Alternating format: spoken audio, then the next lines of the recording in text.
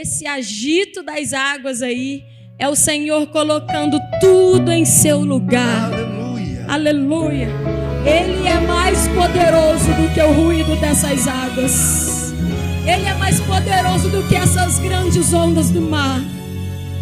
Fica tranquilo. Aleluia. Aleluia. Às vezes a gente fala assim, ó. Ó mestre, o mar se revolta, as ondas nos dão pavor, o céu se reveste de trevas, não temos um Salvador, não se te dá que morramos, podes assim dormir, se a cada momento nos vemos, se prestes a submergir. Aí o Senhor fala assim: as ondas atendem ao meu mandar. Ei! Sossegai, seja o encapelado mar, a ira dos homens, o gênio do mal, das águas não podem a não tragar, que leva o Senhor, Rei do céu e mar,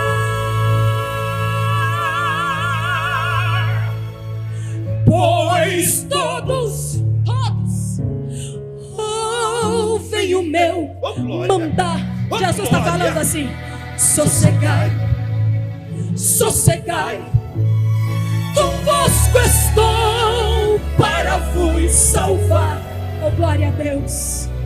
Sim, sossegai. Quem sabe você fala assim, ó: mestre, na minha tristeza, eu estou quase a sucumbir. A dor que perturba a sua alma. Ei, você acredita que o meu Jesus vai banir, vai banir, vai banir de ondas do mal que me encobrem? E agora, quem me fará sair? Eu pereço sem ti, ó meu mestre. Vem, Jesus, vem, Jesus, vem acudir. As ondas atendem o meu mandar. Sossegai, sossegai, seja o encapelado mar, a ira dos homens, o gênio do mal, das águas não podem a não tragar, te leva o Senhor, Rei do céu e do mar, pois todos ouvem o meu darabaço e andarabas, o meu mandar. O meu mandar convosco, eu estou para vos salvar. Sim, sossegai. Mestre, chegou a bonança. Você toma posse? Em paz eis o céu e o mar.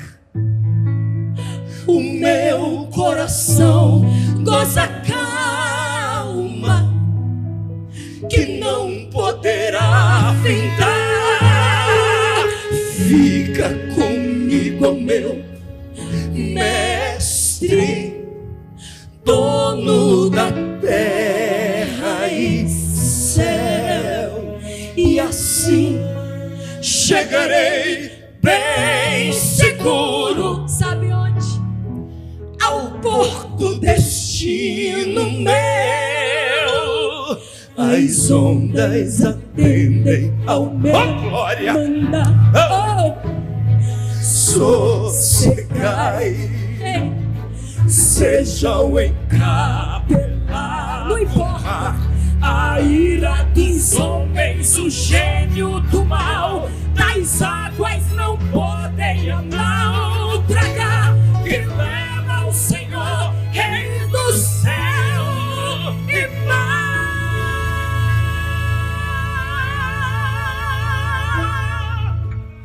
Pois todos ouvem o meu mandar. Jesus está falando.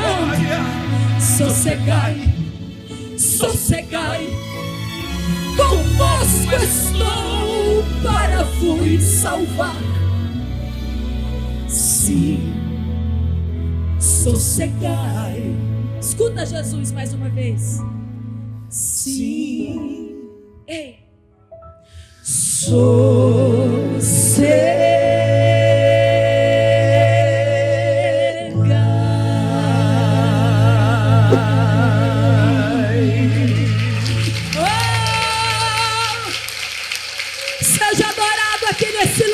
Jesus de Nazaré. Tem gente que consegue viver sem Deus, né? Não consegue. Não dá, né? Não dá, irmãos. Depois que você entra no barco com o Senhor, não dá. Vamos ficar de pé, queridos irmãos. Queria chamar o pastor Josué para vir aqui à frente. Deus ainda vai falar com você através da sua palavra.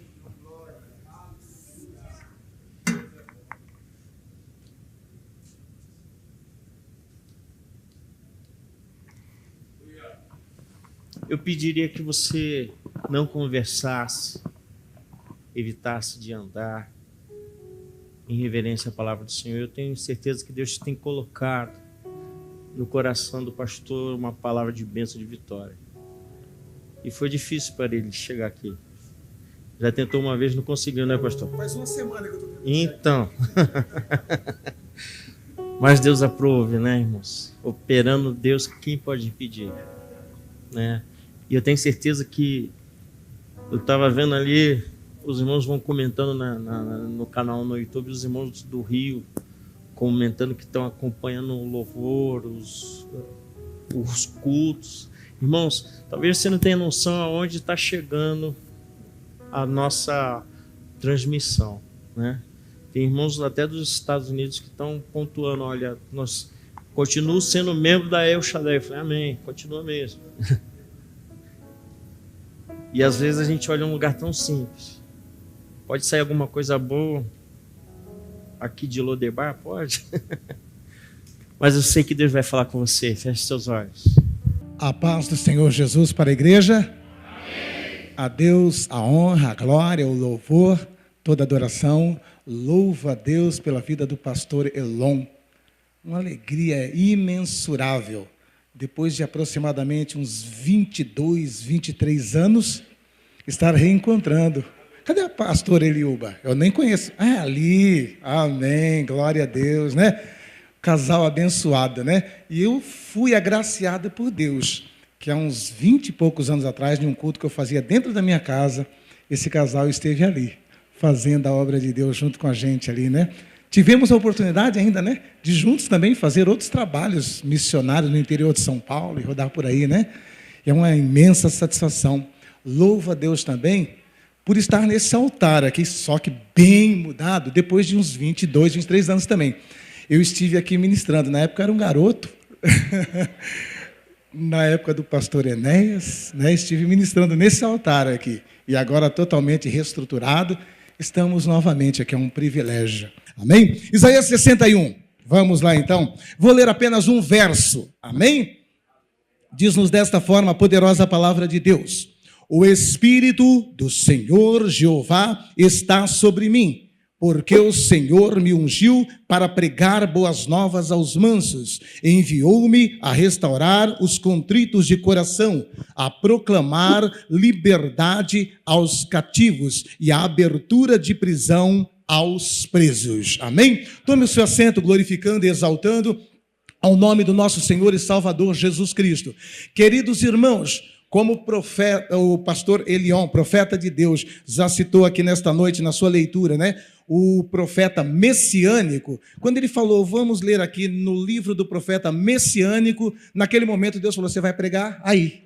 Amém? Então muitas vezes você pode preparar algo em casa, mas quando você chega aqui, se Deus tem um outro projeto, é melhor se curvar à vontade do Altíssimo. Amém? E eu recebi esta diretriz de Deus quando o pastor Elon resolveu fazer a leitura no livro do profeta messiânico, e Deus falou assim, então você prega no livro do profeta messiânico, no capítulo 61, no verso de número 1. Amém? Então, como o pastor Elon já disse, né, o profeta Isaías, que é conhecido como o profeta messiânico, porque não obstante de ter vivido aproximadamente 700 anos antes do nascimento de Jesus, na antiga dispensação, foi o que mais falou a respeito de Jesus. Ele fala do seu nascimento, quando diz, uma virgem conceberá e dá à luz a um menino.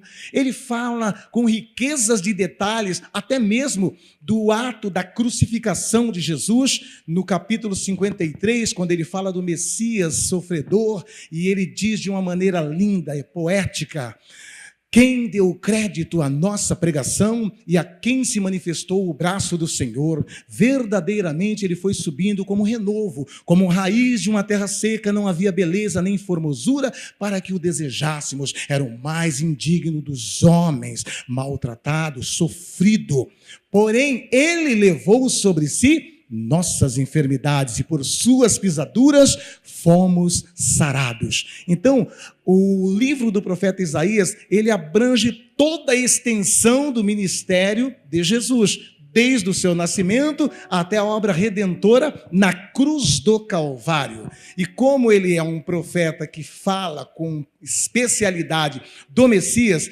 não é diferente nesse versículo que acabamos de ler aqui. Aqui também ele está se referindo ao ministério do Messias. E aqui, neste versículo, ele está dizendo que o ministério do Messias não seria exercido através de poder político, através de poder bélico. Ele está dizendo que o ministério do Messias seria totalmente estribado no poder do Espírito Santo. Aleluia! Mesmo porque este ministério tinha como função libertar cativos e oprimidos, não de cadeias humanas, mas de cadeias espirituais. Por isso, ele tinha que exercer esse ministério debaixo do poder e da unção do Espírito Santo de Deus. E diz a palavra de Deus, então, que na plenitude dos tempos, por obra e ação do Espírito Santo,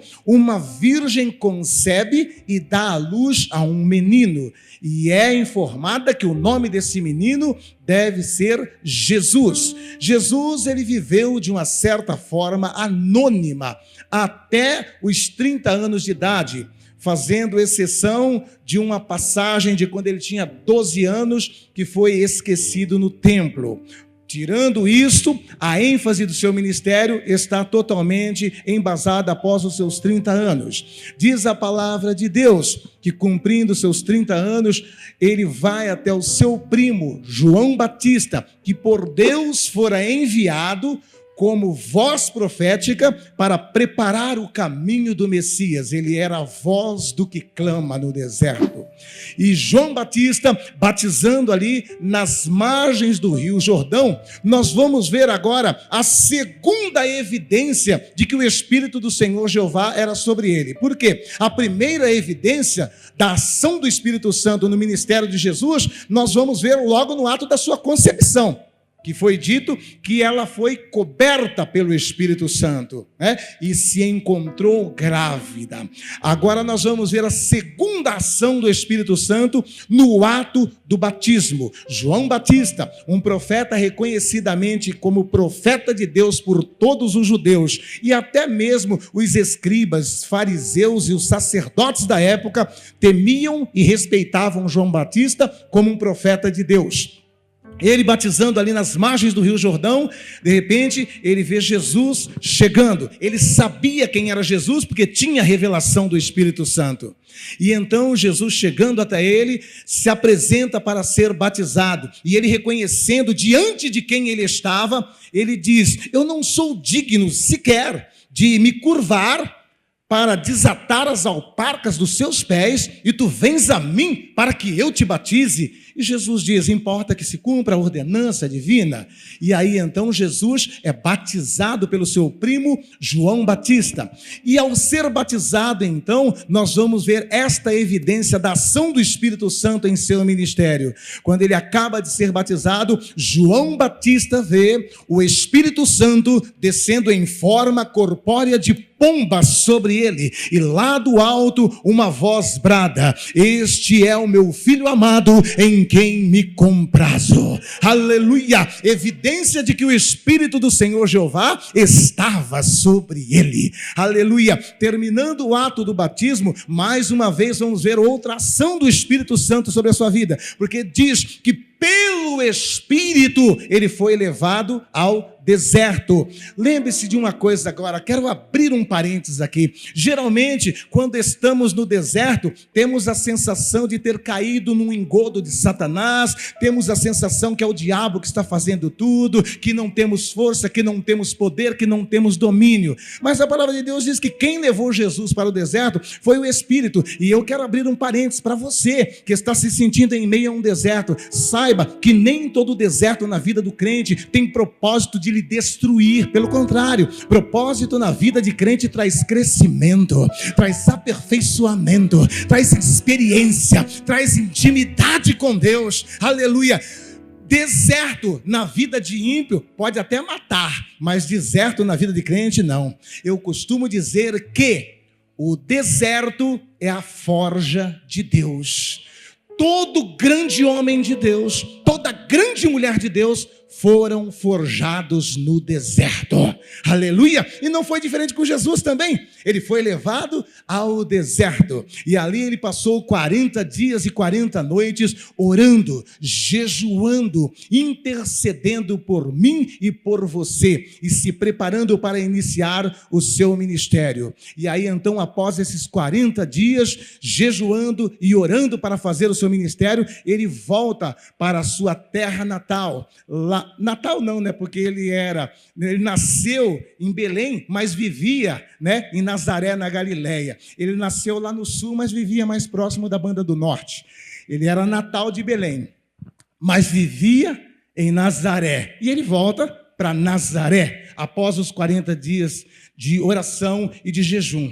Primeiro aspecto que eu quero abrir aqui, um parênteses, para contextualizar o que estou citando aqui agora. Estamos falando do setembro de renovação, não é isto? E a renovação, ela vem através do Espírito Santo. Não existe outra maneira de renovar as nossas forças, se não for por obra e ação do Espírito Santo de Deus. Amém? E então, eu quero trazer uma palavra para você, que quer exercer um ministério renovado, que quer dar fruto em prol da obra de Deus, que quer ganhar almas nesse 26º ano, que quer expandir o crescimento desta igreja e deste ministério. Em nome de Jesus, entenda uma coisa: você pode ter planos, você pode ter projetos, mas se não tiver a unção do Espírito Santo, seus planos podem ser os melhores, seus projetos podem ser o melhor, mas você será frustrado. Então vamos buscar esse poder, esta unção, aprendendo com o próprio Jesus. Jesus não inicia o seu ministério pregando, expulsando o demônio ou curando o enfermo. Ele foi orar e jejuar. Então que cada um de nós venhamos estar orando, jejuando, consagrando pelo pastor dessa igreja,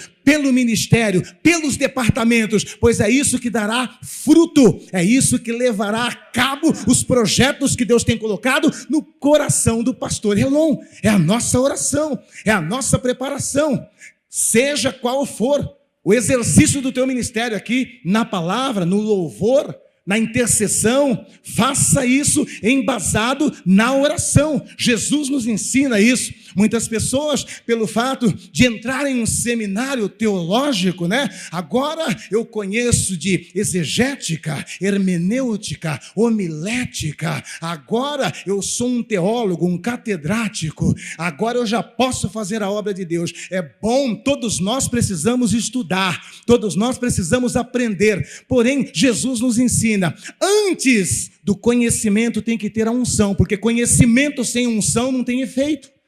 Simplesmente você deixa as pessoas impressionadas, mas o propósito do evangelho não é impressionar, é transformar. Aleluia! É por isso que o próprio Isaías diz: o jugo será despedaçado por causa da unção. Aleluia! Glória a Deus! E Jesus nos ensina isso. Antes de fazer qualquer coisa, ele foi orar, foi jejuar. E eu fico, às vezes, assustado quando eu vejo muitas pessoas que querem pregar, que querem fazer simpósios, seminários, que querem cantar, que querem tocar, que querem fazer tantas coisas, mas quando chega no culto de oração, é só o pastor e o porteiro. Então, você quer cantar, você quer pregar, esteja aqui na oração junto com o pastor. Esteja aqui. Essa é a maior demonstração que de fato você quer pregar, que de fato você quer fazer a obra, de que de fato você quer exercer um ministério renovado na unção do poder do Espírito Santo. Amém? Jesus então ele passa esses 40 dias orando e jejuando, e então ele volta para a sua terra. E ele chega ali, acreditamos que num sábado, como era costume dos judeus, a Bíblia diz ali no Evangelho de Lucas, no capítulo 4, que logo após esse período ele vai no culto. Ele chegou no culto. E ele chega naquele culto ali, e diz a palavra de Deus, que o pastor que estava dirigindo o culto, ele percebe Jesus ali.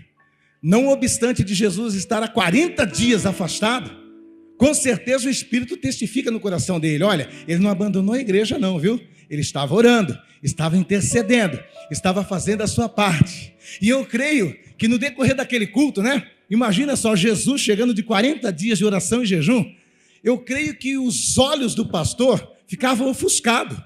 Ele estava diante da igreja, mas aquele cantinho onde Jesus estava tinha uma luz toda especial. E incomoda o pastor a tal ponto que mesmo Jesus estando afastado há 40 dias dos cultos, o pastor fala assim: olha, hoje a oportunidade está com Jesus. Logo após os 40 dias de jejum e de oração, Jesus chega no culto e ele diz: Jesus, está com a oportunidade, a palavra é sua hoje. Aleluia! Os estudiosos podem dizer que foi coincidência. Os homens naturais podem dizer que foi o acaso. Mas eu não vejo acaso nisso. Eu vejo mais uma ação do Espírito Santo no ministério de Jesus. E Jesus então toma lugar na tribuna. E como naquela época a Bíblia não era composta dos 66 livros e sequer dos 39 que já havia naquela época, era uma coletânea de vários livros, E naquela ocasião, o que estava disponível ali era um rolo de quem?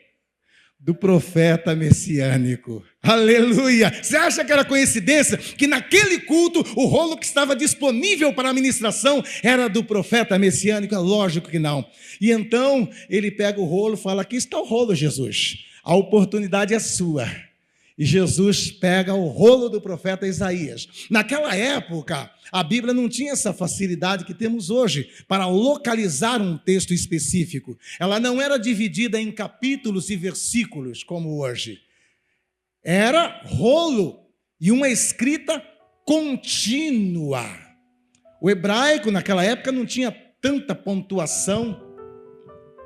O hebraico, ele tem uma peculiaridade diferente das maiores escritas do planeta, como língua portuguesa, inglesa, todas elas, Nós costumamos escrever da esquerda para a direita, não é assim que a gente escreve? O hebraico, ao contrário, o hebraico é de trás para frente.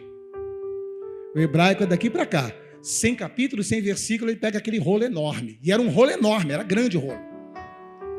E ele abre o rolo. E quando ele abre o rolo, ele para justamente onde eu fiz essa leitura. Ele abre o rolo, coloca o rolo ali e faz esta leitura. O Espírito do Senhor Jeová está sobre mim, porque o Senhor me ungiu para pregar boas novas aos mansos, enviou-me a restaurar os contritos de coração, a proclamar liberdade aos cativos e a abertura de prisão aos presos, e anunciar o ano aceitável. Ele coloca o rolo do lado, aleluia, ele fita aquela plateia, ele olha para aquele público e diz com toda autoridade e poder: hoje, diante dos seus olhos, hoje, diante dos seus ouvidos, esta profecia está se cumprindo. Aqui está aquele de quem Isaías fala, aqui está aquele que tem sobre si o Espírito do Senhor Jeová.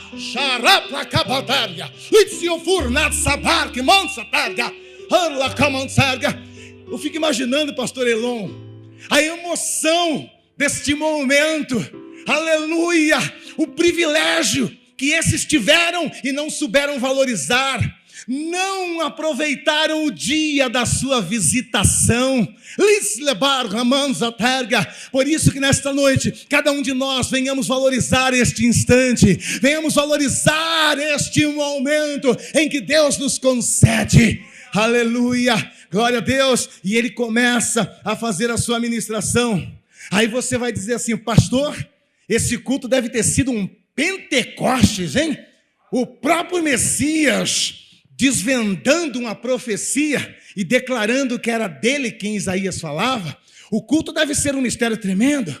Foi só aviãozinho sapateado. O culto foi uma bênção. Depois de uma dessa, misericórdia. Mas não foi não. Foi totalmente o oposto. Quando Jesus acaba de fazer esta ministração, todos estavam de cara fechada. Todos estavam irados. O que é isso, pastor? Primeira coisa que você precisa entender: ser cheio do Espírito Santo ser cheio do Espírito Santo não vai trazer para você holofotes. Ser cheio do Espírito Santo não fará com que o teu nome seja ovacionado. Porque pelo que eu conheço dentro da história bíblica, todos os homens cheios do Espírito Santo sempre incomodou a sua sociedade, sempre incomodou aqueles que estão ao seu redor. O Espírito Santo, ele não traz aplausos, antes, pelo contrário, vem perseguição, porque incomodamos o inferno, incomodamos as trevas. E foi justamente isso que aconteceu com Jesus. E ali naquele culto ali, todos ficaram revoltados com Jesus, porque ele estava ministrando aonde ele viveu a sua infância, a sua adolescência, e começaram a cutucar o outro. Você viu a heresia que ele acabou de falar? Você viu a apostasia desse rapaz? Você viu a prepotência desse rapaz? Eu não acredito que eu ouvi isso. O pastor hoje estava na carne a hora que deu a oportunidade para ele. O pastor estava na carne, o pastor não orou, o pastor não vigiou para dar oportunidade para esse rapaz. Olha a besteira que ele falou, acabou com o culto.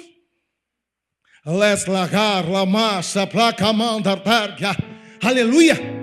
E o que ocorre é o seguinte, que mal o pastor ministra a bênção apostólica, eles grudam Jesus pelo braço e saem arrastando Jesus, saem gritando, xingando, fazendo todas as palavras de ofensa, e saem daquele culto com um propósito: vamos levá-lo a um precipício e ali o mataremos. Ei, saiba você, se você tem sido perseguido por orar, por buscar a presença de Deus, por querer exercer um ministério debaixo da unção, e não tem entendido o porquê dessa perseguição, Deus está te respondendo nessa noite. É evidência de que você está no caminho certo. É evidência de que você está incomodando o inferno. Porque geralmente, quando as pessoas ouvem a mensagem, porque eu tenho uma grande obra na tua vida, eu vou te levar para a Europa, eu vou te levar para a América, eu vou fazer maravilhas, o seu nome, isso aí eu fico preocupado quando eu escuto essa profecia, sabe? O seu nome será ventilado e assoprado nos 4 cantos dessa nação. Quando eu ouço essa profecia, me dá vontade de chorar. Eu já ouvi muitas dessas. Eis que eu vou assoprar o seu nome nos 4 cantos dessa nação. Não é o meu nome que tem que ser assoprado, não é o meu nome que tem que ser propagado. O meu nome não cura, o meu nome não liberta, o meu nome não transforma. O nome que tem que ser assoprado pelos 4 cantos é o nome de Jesus.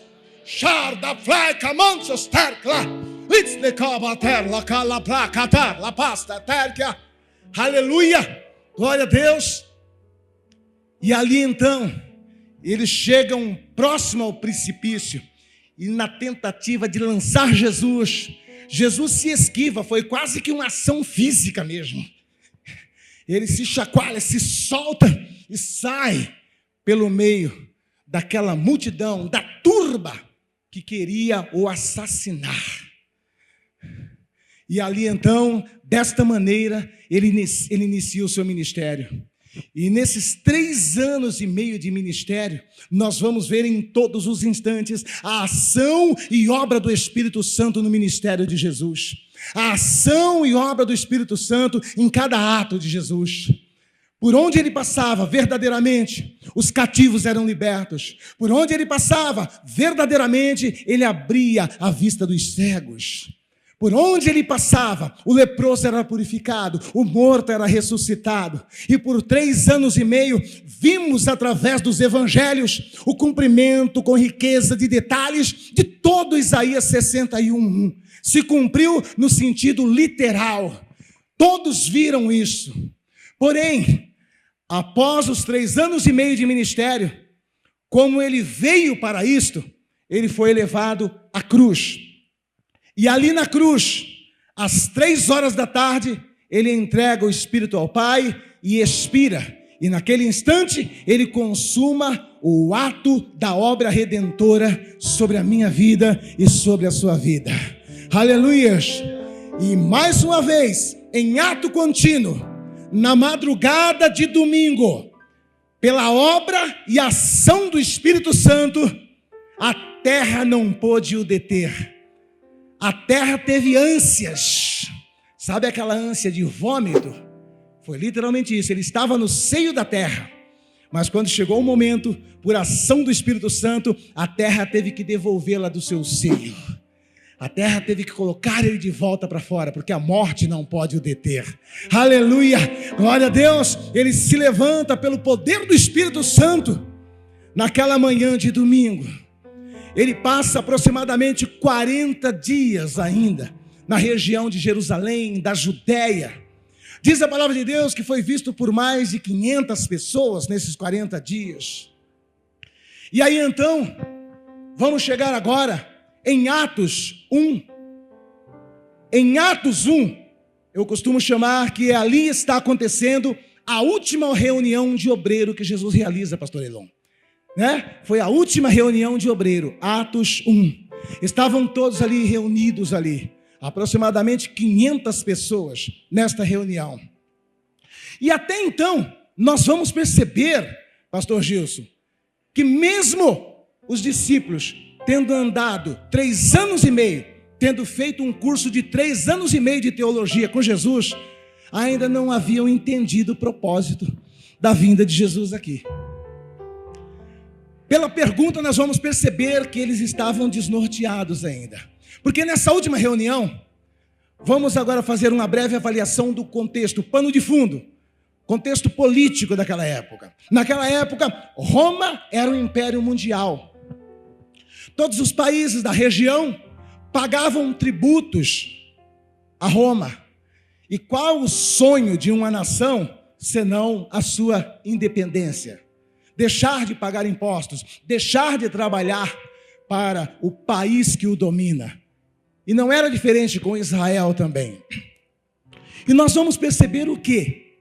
Que eles estavam pensando que Deus havia enviado Jesus somente para proclamar a independência de Israel. Vocês acreditam nisso? Eles pensavam dessa forma. Eles agora não tinham mais dúvida de que ele era o Messias, porque viram tudo que ele fez nos 3 anos e meio de ministério.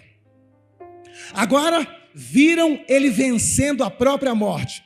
Não restava dúvida alguma de que ele era o Messias. Porém, não haviam entendido o propósito do Messias. E nós vamos perceber isso pela pergunta que eles fazem para Jesus nessa última reunião de obreiro. Atos 1, versículo 5. Olha a pergunta que eles fazem para Jesus. Senhor, restaurarás tu neste tempo o reino a Israel? Eles estavam pensando, estavam perguntando em Atos 1 se Jesus iria proclamar a independência de Israel. Eles estavam imaginando aquela cena mentirosa que a gente aprendeu na escola de Dom Pedro I, que levanta aquela espada e grita independência ou morte. Não foi isso que nos ensinaram na escola? Eles esperavam a mesma coisa. Jesus levantando a espada e dizendo independência e vida. Porém, não era esse o propósito de Jesus. E quando eles estavam avaliando isso também, com certeza é agora. Ele vai declarar a independência para Israel agora. Ele vai declarar a independência para Israel agora, nesse instante. Aí o que ocorre? Jesus diz assim: vocês estão pensando muito pequeno. Vocês estão pensando muito pequeno. Porque quando eles falam de declarar a independência e de implantar um governo, qual que era a ótica? Principalmente dos que estavam mais próximos de Jesus, como os discípulos. Ele implantando o governo, com certeza eu vou ser ministro de alguma coisa. Eu vou ser ministro da economia. O outro, eu vou ser da educação. O outro, eu vou ser ministro da fazenda. Cada um já vendo o seu cargo nesse governo, pois eram amigos íntimos de Jesus, andavam próximos de Jesus, estavam detidos nesse aspecto. Eles estavam querendo poder, mas o poder terreno, o poder político. E Jesus, entendendo isso, nessa pergunta, Jesus faz uma resposta, mostrando que havia entendido qual a intenção deles. Intenção de cargo, de poder, de posição, nesse eventual governo que ele implantasse. Porque estavam perguntando disso. E Jesus, sabendo que eles estavam preocupados com o poder, Jesus responde em Atos 1 e 8, fazendo um trocadilho. Vocês querem poder, é isso? Vocês estão preocupados com qual cargo que vocês vão ter no meu governo? Qual a representatividade de cada um de vocês? É isso que vocês estão preocupados agora? Vocês estão pensando muito pequeno. Eu tenho algo muito maior para vocês. Vocês estão pensando qual o cargo que cada um vai ter nesse governo, nesse pedacinho de terra tão pequeno, nesse espaço geográfico tão limitado. E fazendo um trocadilho, Jesus responde em Atos 1 e 8. Olha, vocês querem poder? Vocês vão receber o poder que há de vir sobre vós, através do meu Espírito. E vocês não vão ser autoridade, não vão fazer parte do meu governo, só nesse pedacinho de terra que não. Vocês vão receber o poder, vão receber a autoridade para serem meus representantes aqui em Jerusalém, na Judéia, Samaria e até os confins da terra. Aleluia! Não pense pequeno. Vou te dar um poder, vou te dar uma autoridade que te fará representante desse governo em todo esse planeta. Não é só nesse pedaço de terra. Aleluia! E então ele passa as estratégias para que isso venha acontecer, para que viesse a acontecer esta renovação. E alinhado com Atos 1 e 8, nós vamos ver lá em Lucas 24, 49, porque na realidade era o seguinte, né? Lucas, o Evangelho de Lucas é uma continuação de Atos dos Apóstolos. E ali em Lucas 24, 49, alinhado com Atos 1 e 8, Jesus disse assim: portanto, ficai em Jerusalém até que do alto sejais revestidos de poder. Aleluia! Revestidos de poder. renovados, fortalecidos para prosseguir com a minha obra. Aleluia! E todos foram para ali, 500 pessoas. Começa o primeiro dia, segundo dia, terceiro dia, quarto dia. No começo tudo é muita empolgação, não é verdade?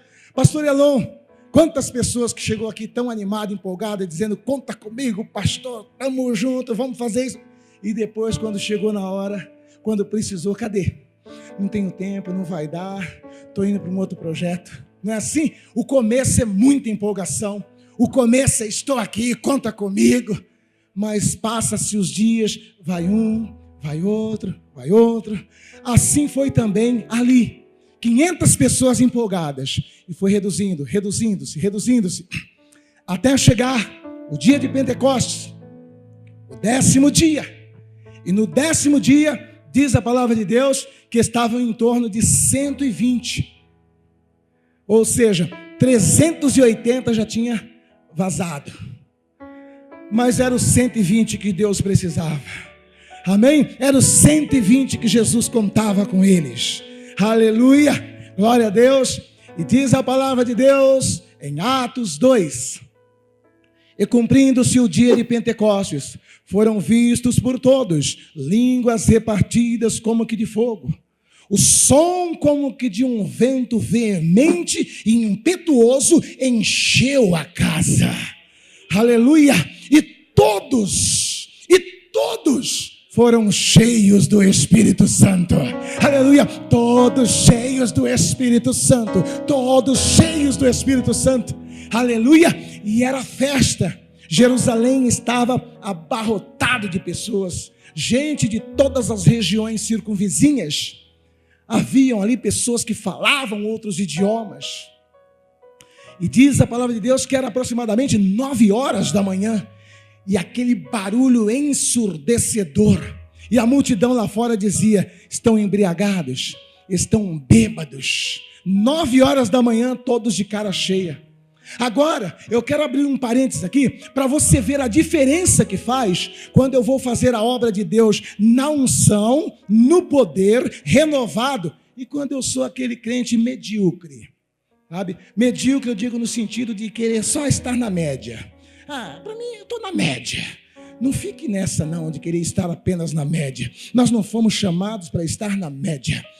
Nós temos que ter como meta, no mínimo, a excelência em tudo aquilo que formos fazer para Deus. E foi o que eu falei do louvor dessa igreja, da organização dessa igreja. A gente sente e percebe a excelência, não é verdade, varão? A gente percebe essa excelência, essa dedicação. Aleluia! E aí então, nós vamos ver a diferença. Pedro, na noite em que Jesus estava sendo interrogado, lá na casa do sumo sacerdote, ele foi acompanhando meio que distante, sabe? Coisa de uns 50, 60 metros, só olhando, indo no derredor para ver o que iria acontecer. E Jesus começa a ser humilhado, interrogado ali, e ele olhando de longe, junto com mais um grupo de pessoas, próximo a uma fogueira, se esquentando, e olhando aquela cena, e de repente vem a funcionária do sacerdote e passa por ali por perto. E ela dá uma olhada. Ela fala, opa, tem um cara diferente aí. Porque uma coisa é certa, vale? Uma coisa é certa.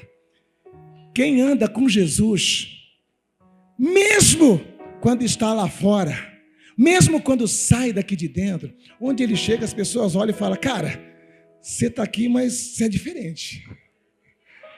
Cara, você está aqui, mas esse não é o teu lugar.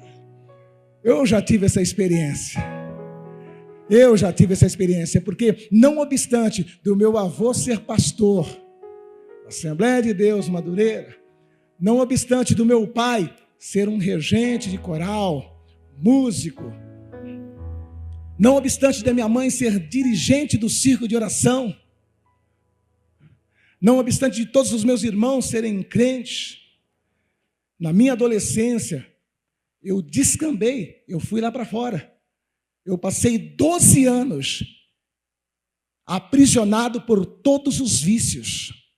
12 anos aprisionado ao cigarro, à maconha, à bebida alcoólica e à cocaína. Desses 12 anos, os últimos 5 anos, Eu passei somente injetando cocaína na veia, porque já não me fazia mais efeito cheirar a cocaína.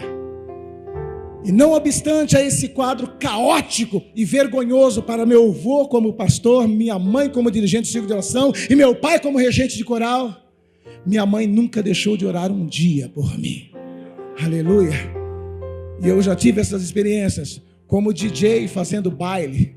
Muitas vezes as pessoas olhavam para mim e calavam. Eu podia estar do jeito que fosse ali. As pessoas olhavam e falavam, cara, você já foi crente? Eu falava, meu Deus, já me descobriram aqui? Fazendo baile, com cigarro na mão. Você já foi crente, não foi não, cara? É dessa forma. Quem andou com Jesus, por mais curto que seja esse espaço de tempo, aonde ele chega, eles notam a diferença em você. Eles notam a diferença em você. Aleluia! Glória a Deus! E foi assim com Pedro. Ele andou 3 anos e meio com Jesus.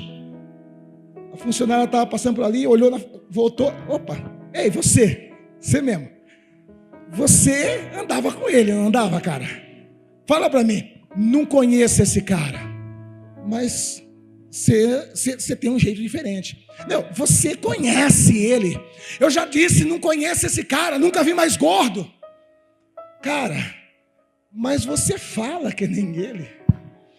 Você se veste que nem ele. Meu irmão, você pode ir aonde for, o seu idioma do céu deixa o sotaque. Aleluia! Você pode estar com um cigarro na mão, com um copo de cerveja na mão, mas tu tem um sotaque da cidade onde você vai viver eternamente.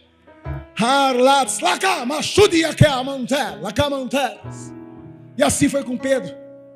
E por 3 vezes ele esbraveja e não testifica de Jesus. Agora, no Atos dos Apóstolos, no capítulo 2, é diferente. Todos eles estavam debaixo de uma sentença de morte, porque Jesus havia ressuscitado. E eles sabiam que se não brecasse aquela seita, ninguém iria mais ter controle.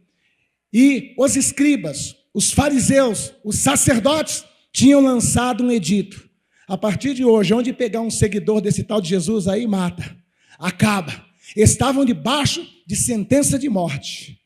Então agora nós vamos ver, aquele mesmo Pedro, que não teve coragem de evangelizar uma mulher, agora renovado, pastor, agora renovado, ele fala, espera aí que eu vou abrir essa porta, vai acabar com essa palhaçada agora. Que negócio é esse de chamar a gente de bêbado? Que negócio é esse? Talvez alguns disseram, Pedro, não abre a porta, você está louco? Nós estamos debaixo de uma sentença de morte. Não, dá licença. E ele abre a porta e se põe diante de toda aquela multidão. E ele começa ali com ousadia a ministrar a palavra de Deus. Com ousadia, ele começa a discorrer lá no Antigo Testamento. Ele pega o profeta Joel e traz para aquele instante, para aquele momento. Ninguém aqui está bêbado, ninguém aqui está embriagado. O que vocês estão vendo aqui é o cumprimento da profecia de Joel, é a efusão do Espírito Santo, é a renovação de Deus. Aleluia! E olha só a ousadia, ele agora taca o dedo na cara de todos, inclusive das autoridades, escribas, sacerdotes, fariseus. Pois bem, saibam vocês que aquele mesmo Jesus, que alguns dias atrás vocês mataram, crucificado, pois bem, a morte não pôde o deter. Aleluia, ele ressuscitou, esteve conosco por mais de 40 dias, e nos avisou para estarmos aqui, que ele derramaria do seu Espírito sobre nós. E o que vocês estão vendo agora é cumprindo-se o que ele também prometeu. Estamos cheios do Espírito Santo, cheios do poder de Deus, e doado por aqueles que vocês pensaram ter matado. Ele vive, ele reina, e o seu poder está sobre a nossa vida. Aleluia. Olha a diferença da renovação. O cara não conseguiu ganhar uma mulher para Jesus 40 e poucos dias antes. Mas agora, renovado pelo Espírito Santo, na sua primeira pregação, quase 3.000 almas. Quase 3.000 almas. Levanta a mão e diz: eu recebo Jesus como meu Senhor e meu Salvador. Quase 3.000 almas diz: pastor Pedro, eu quero essa renovação, eu quero esse poder, eu quero esta unção. Aleluia. E todos ali então começam a viver esta renovação dada por Deus. Aleluias. E aí então eles percebem que tudo que Jesus fez eles também podiam fazer, e prosseguiram fazendo. Porém, por um instante, eles pensavam que aquilo era reservado só para eles, pastor Elon. Eles pensavam que aquilo era só para os judeus, e em especial para os discípulos. E num certo momento, Pedro é pego de surpresa pelo mesmo Espírito Santo. E o Espírito Santo manda ele ir na casa de um gentil, um capitão romano chamado Cornélio, que era temente a Deus e tinha boas obras e ações. Pedro, agora um pouco orgulhoso por conta do poder e da unção, ele diz: mas Senhor, eu ir falar com um gentil, com um impuro, justo agora, Senhor, que eu estou cheio da tua glória, cheio do teu poder. Se encher da glória e do poder de Deus não é para andar só no meio de crente. Se encher da glória e do poder de Deus é para fazer a diferença lá fora, nas trevas. Não adianta eu ser cheio do poder de Deus aqui, pular, dançar, fazer aviãozinho, falar em línguas estranhas. Não sou contra nada disso, eu sou pentecostal, viu? Creio em profecia, revelação. Eu creio que não tem ninguém aqui que crê mais em profecia e revelação do que eu. Você pode crer igual, mas mais não. Eu creio em tudo isso. Mas o que eu quero deixar bem claro é o seguinte: que todo esse poder, ele é importante ser demonstrado lá fora. Lá fora, não para crente. Demonstre lá fora este poder, esta autoridade, esta unção. Aleluia, louvado seja o nome de Jesus. E Pedro não queria mostrar esse poder lá fora, e ele foi forçado quase pelo Espírito Santo a ir até a casa de Cornélio. E ele chega na casa de Cornélio e começa a ministrar. A palavra de Deus diz que ele não estava nem orando para Deus batizar com o Espírito Santo, mas de repente, no meio da ministração, ele começa a ver que as lágrimas começam a descer nos olhos de Cornélio, da esposa de Cornélio. De repente ele presta atenção direito em Cornélio. Cornélio também está falando em línguas estranhas. Cornélio também recebe o poder de Deus. E Pedro fica atônito. O quê? Não é só para judeu? É para gentil também? Sim, é para gentil também. Essa renovação, esse poder é para gentil também, Pedro. Aleluia. E se estende então, saindo para todos os gentios, e vem andando, e vem passando os séculos. No poder do Espírito a igreja vai desbravando, no poder do Espírito a igreja vai vencendo, na renovação do Espírito Santo a igreja vai superando os ataques, as perseguições, as afrontas. Eu vou dizer uma coisa: eu fico preocupado quando muitas pessoas se alegram em dizer: olha, agora o evangelho está uma bênção, porque agora, né, é até moda ser evangélico, né? Tem jogador de futebol evangélico, tem atores da Globo evangélico, até atores pornô evangélico, atrizes pornô evangélica. Está virando quase que moda, uma popularidade, está tendo uma aceitação. Eu fico meio preocupado, porque na realidade o declínio da igreja foi quando ela começou a se tornar popular. Melhor, quando ela se tornou igreja oficial do Estado. Isso aconteceu no 4º século, né, pastor Elon? Constantino diz assim: olha, eu não posso com eles, junto-me a eles. E então ele disse assim: a partir de hoje, a igreja oficial do império é o cristianismo. Ali foi o declínio da igreja. Porque deixaram de depender do poder do Espírito para viver do poder do Estado. Você está entendendo? O período em que a igreja mais cresceu foi nos 300 anos de perseguição. Foi nos 300 anos em que o Coliseu de Roma era utilizado como espetáculo, a morte de crentes com toda a sua família. Diz a história que para cada um daqueles espetáculos que eles faziam para tentar deter o evangelho, para cada crente que tombava na arena, centenas se convertiam na arquibancada. Aleluia. Foi o período em que a igreja mais cresceu. E o declínio dela foi tão terrível quando ela se tornou dependente do poder do Estado, que só em 1500 Deus levanta Martinho Lutero para promover uma verdadeira reforma. Foi na realidade o grande reset da igreja, né? Através de Martinho Lutero. Tiveram outros antes dele também, mas ele foi o mais evidente. E ali então é resetada a igreja e inicia-se através dessa reforma. E para a honra e glória do nome de Jesus, hoje nós estamos aqui também entendendo que esse poder está nesse lugar, que esse poder está para nós, esse poder está disponível para todos os que aqui estão nessa noite. E em nome de Jesus Cristo, hoje, no século 21, dia 26 de setembro de 2021, cada um de nós podemos ver a extensão da profecia de Isaías. Olha a extensão da profecia de Isaías. Ela foi primeiro para Jesus, depois Jesus estendeu ela para os discípulos, depois os discípulos levaram até os gentios, e dos gentios chegou até hoje aqui no Jardim, é Jardim Terezinha, né? É Terezinha aqui, o bairro? Brasilândia, Icaraí. Então, chegou até hoje, dia 26, aqui no Icaraí. E em nome de Jesus Cristo, hoje, todos vocês que estão aqui nessa noite, todos vocês que estão aqui nessa noite, podem proferir esta profecia na primeira pessoa.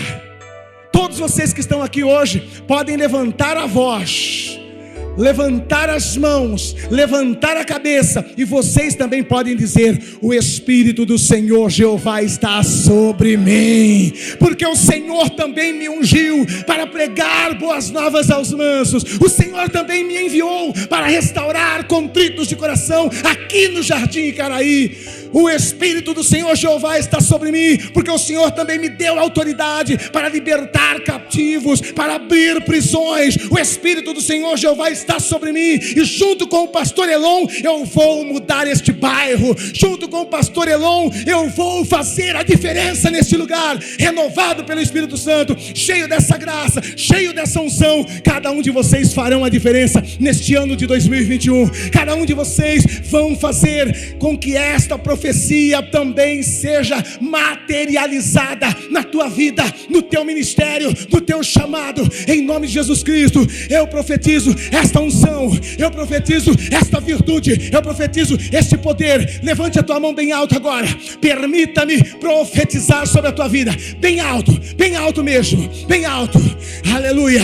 Meu Deus, na autoridade e na unção do Espírito Santo, Pai, eu quero agora profetizar sobre cada uma dessas vidas que estão com as mãos erguidas, Pai. Eu profetizo agora esta mesma unção que esteve sobre o ministério de Jesus, sobre o ministério dos apóstolos. Eu profetizo agora, meu Pai, em nome de Jesus, que todos os que estão com as mãos erguidas, levantadas, sejam cheios do Espírito Santo, sejam cheios do teu poder, sejam cheios da tua graça, sejam cheios da tua unção, e façam a diferença neste ano de 2021. Receba agora em nome de Jesus. Pode glorificar, pode exaltar, pode bendizer o nome de Jesus. Seja cheio, seja cheia do Espírito Santo de Deus. Receba esta renovação.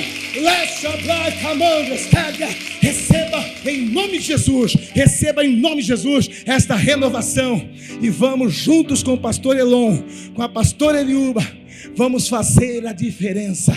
Em nome de Jesus, renovados nesta unção, vamos atrás das almas, porque quem gera ovelhas é ovelha. O pastor apacenta. E esta unção que eu estou ministrando sobre a vida de vocês é para que o seu ministério redunde em almas. Porque se o meu ministério não redunda, não tem como propósito, almas, não faz sentido. Amém? E que todos vocês sejam cheios do Espírito Santo, e que cada um de nós possamos logo dizer para o pastor Elon: precisamos aumentar essa igreja, vai acabar o estacionamento ali. Nós precisamos acabar, vai alugar outro espaço para fazer estacionamento, porque nós vamos esticar a igreja até a calçada. Amém? Quem crê dessa forma, diga amém. Que Deus abençoe ricamente pastor Elon, pastor Eliúba, pastor Gilson, pastor Gerson, a minha querida irmã ler. Que Deus abençoe todos vocês, amém? Foi uma honra estar com vocês. Deus abençoe. Uma salva de palmas para Jesus. Aleluia.